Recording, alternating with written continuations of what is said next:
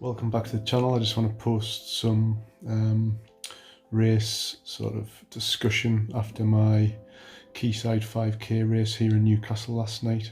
First of all, massive shout out to Gateshead Harriers and race director Chris Parr for putting on an amazing event. It was so well organised. It was a really big field of runners, and yeah, sort of post-COVID pandemic and all that, it was an absolutely brilliantly organised race. From a personal point of view, I'm absolutely over the moon. The race couldn't have gone any better. I ended up running 16:01 on chip time. Started a little bit back from the front, but I mean, the race couldn't have gone any better in terms of the way I executed the race. I went into the race with a slight right foot injury, which I'll come on to in a little bit. Kind of was playing on my mind on the Wednesday in the lead up to the race last night. It didn't trouble me in the race at all. I wasn't aware of it in the race at all. Just during the day, a little bit on my warm up, kind of put it at the back of my mind. The race got off really fast start. I was tucked in behind Danielle Hodgkinson, who was the female winner last night, and she broke the course record. Just got into a really good rhythm through the first K. I wasn't referring to my watch at all really. Had a couple of glances in the first K, just looking at my stride power, which was just ticking up below where I wanted to be, so I just kept on focusing on sort of cadence and stride length, just trying to run strongly. I clicked the first kilometre off, and I think it was something like 3:12, which I knew was sort of 16-minute pace, but felt really good. Clicked the second K off, I think it was around the same pace, and then I just left it and didn't look at it again.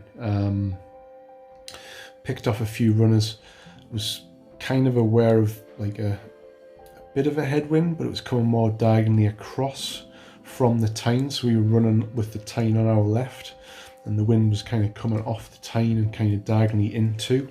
So I kind of focused on just trying to get a little bit of cover, which I was able to do with a couple of runners. I really got into my own rhythm on the switchback, so there was a complete U-turn round a lamppost, about 1.5 miles, and I really got into my rhythm there, and I felt like runners were coming to me. I don't really have a feel for how many places I made up, but I kind of hit 3k feeling really good, and kind of thought to myself, let's go now. I'm not convinced I really picked up pace, rather kept on strongly, and with the slight tailwind going back, started to reel in runners. Had a slight hiccup, went past a young runner, I don't know which club or who it was. Felt like I had my heels clipped. Could have gone over quite easily. Disrupted my rhythm quite a lot, but actually gave me a little bit of a kick up the arse really, because I felt a bit, I looked around a few times, couldn't really see who was there, so just kind of went on a bit stronger, sort of made me dig in.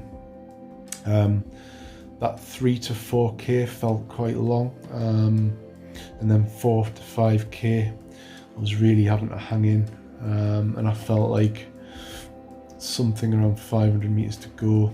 I kind of had a feeling I'd taken a few runners in my age group vet 40.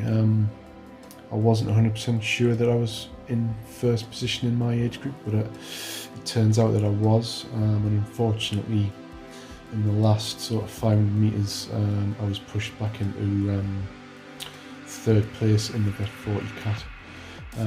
Coming onto the Millennium Bridge, I was just behind a young Elsic runner, and just couldn't quite pick up to keep on his heels. I think the Elsic runner went on to run a sub 16.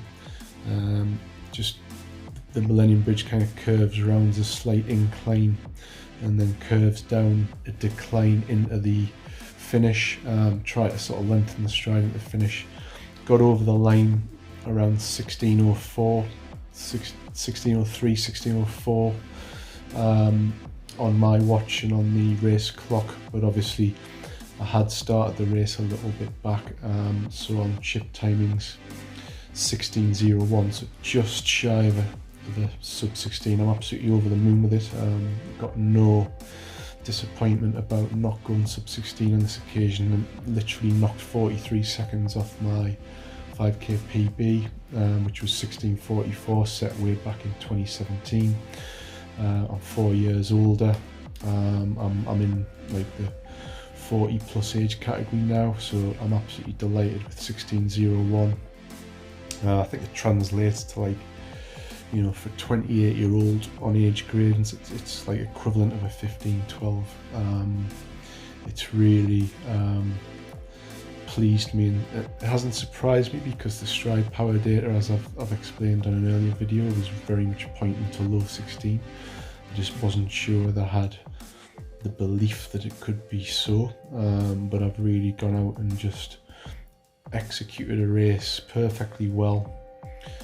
Hung on in there, so I finished 22nd on gun, 21st on chip, 3rd Vet 40, and I really now can turn my attention to the Great North Run and the Manchester Half. So just as a bit of an update, I've registered my interest with England Athletics to run and represent England Athletics in the Chester 2022 half marathon.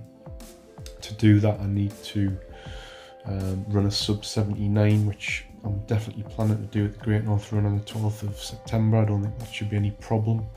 And then go into the Manchester Half Marathon on the 10th of October. And I need to finish in the top 3 in my age category. So obviously I don't know who's going to be there, who I'm going to be up against, but I'm really excited to get back into my training. Just quickly on the foot, my foot has been really sore. It's like the second metatarsal bone on my right foot. I think I hurt it going to work on Tuesday. I've got a Vespa scooter and it's got a stand. I was wearing my work shoes and I think it slipped. It's landed on top of my foot. Didn't think anything of it. I think I've hopefully just bruised that second metatarsal. Just rehabbing it, icing it, putting ibuprofen gel in it. Gonna have to take rest from running until I'm confident that it's not something more sinister. So in the meantime, I'm gonna rest, try and do some non-weight bearing cross training and see how I feel over the weekend. But, so absolutely delighted with my race, and just really excited for what I can do at the Great North Run in Manchester Half Marathon. I hope you're all doing well. If you've got any questions, comments, I'd love to hear from you, and stay tuned for the next one.